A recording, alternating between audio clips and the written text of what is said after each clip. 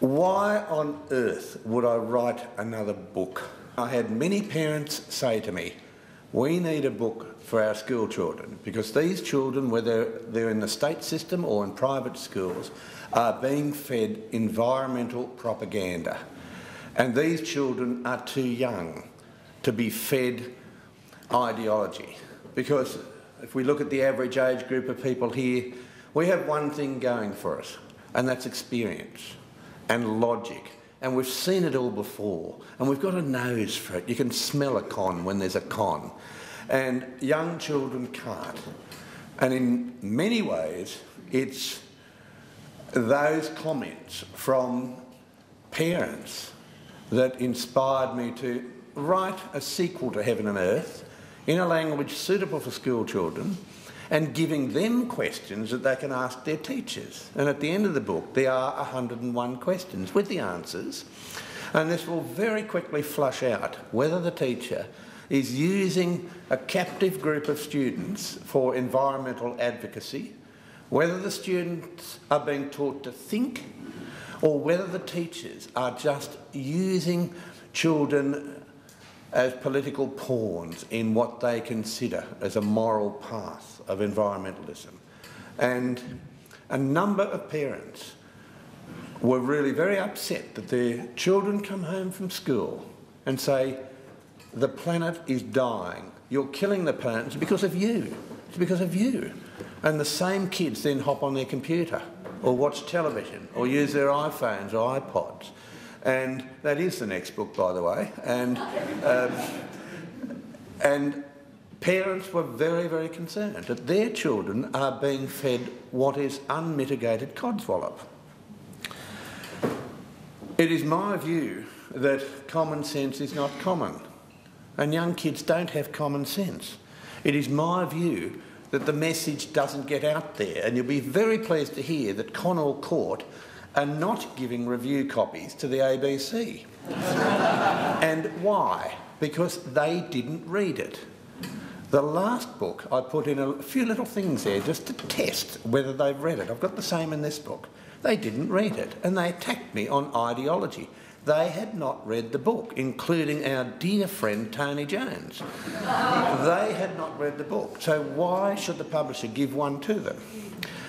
The monstrous Fairfax Press will give this absolutely no oxygen.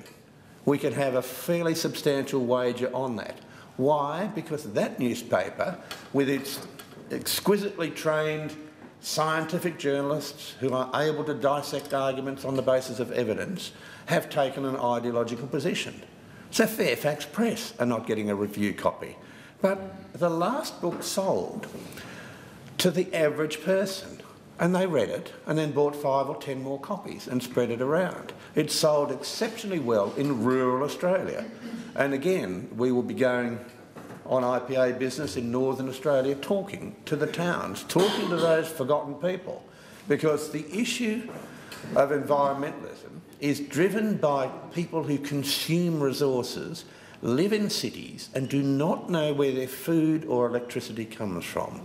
They just don't know, and to make it worse, they don't want to know. So, a number of simple questions, and the very first question I ask is climate change normal? Because we are being told by the media and by our politicians that we are living in unusual times, that the climates are changing and we're all going to die and fry. Well, you heard it here first. Climate has been changing since that first Thursday 4,500 million years ago, and it still changes, and it changes on all different scales. It changes in your lifetime with 60-year cycles, it changes depending upon the sun. Climate has always changed. That's what climate does. So to call someone like me a climate denier firstly demonstrates ignorance, and secondly demonstrates what the issue is about. The issue is not about science. It's about thuggery. It's about scientific thuggery. It's about stopping freedom of speech. It's labelling people. You're a denier with the hidden agenda of a Holocaust denier. You're a denier. Therefore, your view is not valid. That was tried with me this morning with the ABC, but we've had that one before. Second question, is the global warming measure today unusual? The answer is no, of course not. We are in a period of global warming. It has been warming for 330 years, since the Maunder minimum. During that time, the Thames was frozen. During that time, the Dutch masters painted these landscapes with hoarfrosts. During that time, people died like flies. Populations increase and become more prosperous in warmer times. In cool times, people die like flies. There is nothing unusual about today. What is unusual is that we have ice on planet Earth, because for more than 80% of time, this planet has been warmer and wetter than now. And we are in an ice age. It started 34 million years ago. It started when South America had the good sense to move away from Antarctica, and we set up a circumpolar current that left Antarctica isolated, and it got colder. But the current ice age we're in, which has glaciations when it's a bit cooler, and interglacials, and we're in one of those, the current ice age is one of 6. Now, what is fascinating is 6 out of those 6 ice ages were initiated when atmospheric carbon dioxide was much, much higher than now, up to 1,000 times higher. So how can carbon dioxide drive climate change? On that scale, people say, oh, that's just geology, forget it. We're living in different times. Okay, we go to times when humans were around, and we go to the ice core records, and we see that we've had alternating glaciation and interglacials. And some 800 to 1,000 years after we have a natural event of warming, we then see the atmospheric carbon dioxide content increase. So it's warming that drives the carbon dioxide, not what we're being told. They say, oh yes, that's just ice core stuff, that doesn't matter. Okay, well let's go to history, which is ignored by our warmist industry.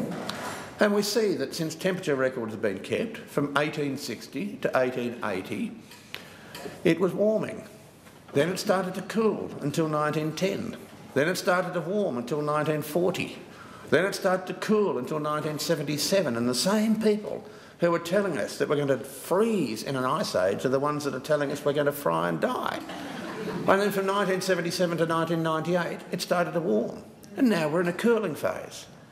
So in our lifetime, we're experiencing an increase in carbon dioxide during a period of cooling. So in the last decade shows that there's no relationship. The last 150 years, we have 3 cooling events, and the rate of cooling is identical. You would expect, if that dreadful plant food that we pump out of the atmosphere was going to kill you and warm the planet, you would expect the rate of cooling to be a little bit higher in that period from 1977 to 1998. It wasn't. So on every timescale, we can see that there was no relationship between carbon dioxide and temperature. Carbon dioxide is benign. It keeps us a little bit warm on the planet. It's not the major greenhouse gas. It's that terrible gas that has killed, terrible fluid that's killed more people than any other fluid on planet Earth. And it's called water. Water and water vapour keep this planet benign. It keeps it in a place where we can live in our address in the solar system. What we have forgotten in this climate cacophony, because we've never had a debate, what we've forgotten is history. What we see in the past is a great indication of what happens now, and we've seen great coolings and warmings. We humans endured a warming after a very, very cold event called the Younger Dryas, and that was about 11,000 years ago, and we had a 20 degrees Celsius warming in 15 years. That's global warming. And what happened to humans? We thrived. We are creatures of the Rift Valley. We like it warm. So we are being told that warming is dangerous. Our young children out there will be the first generation of people to fear warm weather. All previous generations feared the cold, and they don't seem to see the lack of logic in the argument. Those people who are telling us we're going to fry and die go for their summer vacations in warm climates. They go to a warmer part of the world. They don't seem to put it together. In this country, if you move from Hobart, and there's every good reason I can think of to move from Hobart, but if you move from Hobart to Darwin, there's an average temperature rise of 18 degrees Celsius.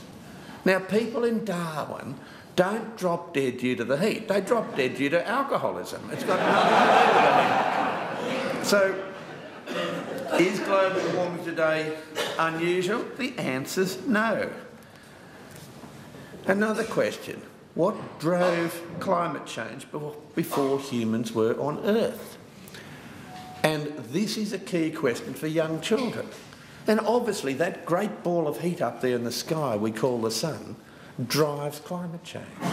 And there are many secondary drivers of climate change, ocean currents, volcanoes and all sorts of things. And children need to know that climate is not driven by minute amounts of a trace gas that we humans put in the atmosphere. Because if you believe that, you'll believe anything. And even the Intergovernmental Panel of Climate Change is saying that 3% of annual emissions of carbon dioxide are from humans. Well, you can do your sums. And you can very clearly show that that 3% has very little effect. But there's a question that the media never ask. Prove to me that that 3% drives climate change and the 97% doesn't. Why have the media not asked such a simple question? Why haven't they calculated it? And you can do it on the back of an envelope. And Australia puts out 1.5% of annual emissions of carbon dioxide. 1.5% of that 3%. If we're going to reduce that by 5%, we will have a temperature change by the year 2050, assuming that everything's static. And that temperature change is 0.00007 degrees Celsius. You've only got to move your head that far and you've had that temperature change. That's what the carbon tax is put in for, to stop that temperature change. Or maybe it's put in for something else. So we have people absolutely terrified of a 0.8 degrees Celsius temperature change. Now, that is nothing. You can have a temperature change between breakfast and lunch of far more than 20 degrees Celsius. 0.8. Why worry? There must be better things to worry about in life. But that is what our children are being told is frightening, and there's going to be doom and gloom in the future, and we're all going to die. Sea level goes up and down, and the land level goes up and down. The Roman port of Ephesus is 15 kilometres inland and 7 metres above sea level. The city where gold coinage was first minted, Lydia, I've been down the main street of Lydia in a yacht. It was about 4 metres beneath me.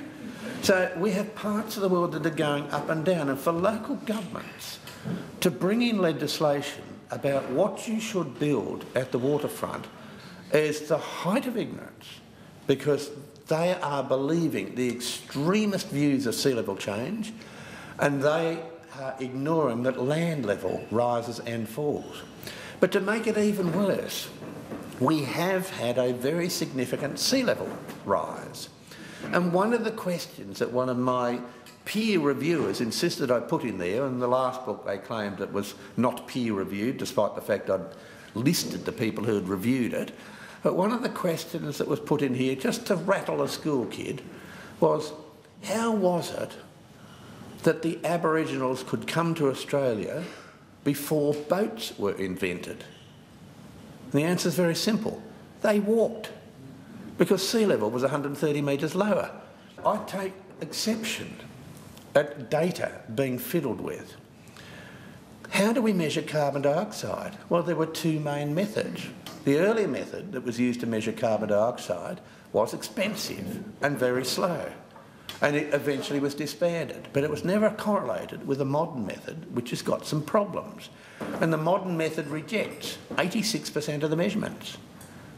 So what I want to do is to partly educate kids to look back in time a little bit I want parents to have questions that they can ask their teachers. I want to have the average person out there look at some of these questions and start thinking. And I gave it the acid test last night in the front bar of the Junction Hotel on the corner of Argent and Silver Street in Bracken Hill. And the publican, who's a geologist and a friend of mine, had a copy of this, and one of the patrons picked it up. And looking through it, and this is a pub where they give me a hard time, and he said, yeah, I can understand this one, I couldn't understand a word of the last one. And I thought, yes, that's exactly the market I want it to be in. And in this book, I really took umbrage at the corruption and fraud in the climate industry. And I went through a lot of the ClimateGate emails, went through how that is telling us that this is a political movement chasing research monies, chasing fame and fortune. It's got nothing to do with science. Because the word consensus is never used in science. We use evidence. And science is married to evidence. And if you get new evidence, you'll change your conclusion.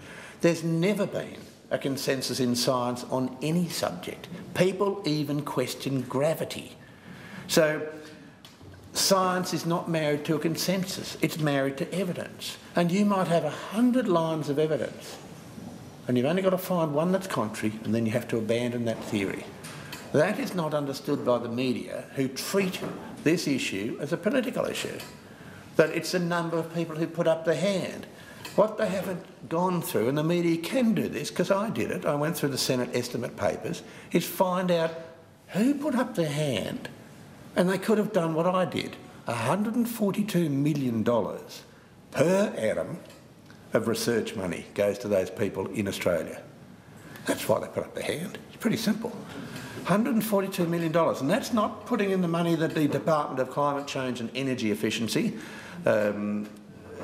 runs through their books. So I've started to chase the money, and it's very interesting. And just 2 days ago we had the release of ClimateGate 2. Yet again, a whole host of emails between those in the climate industry that show these systematic patterns of deception and collusion. It's confirmed. Some of us, a number of us, have written and said that this is the case, but we've had it confirmed. They also state that this issue is not about science, it's about political activism.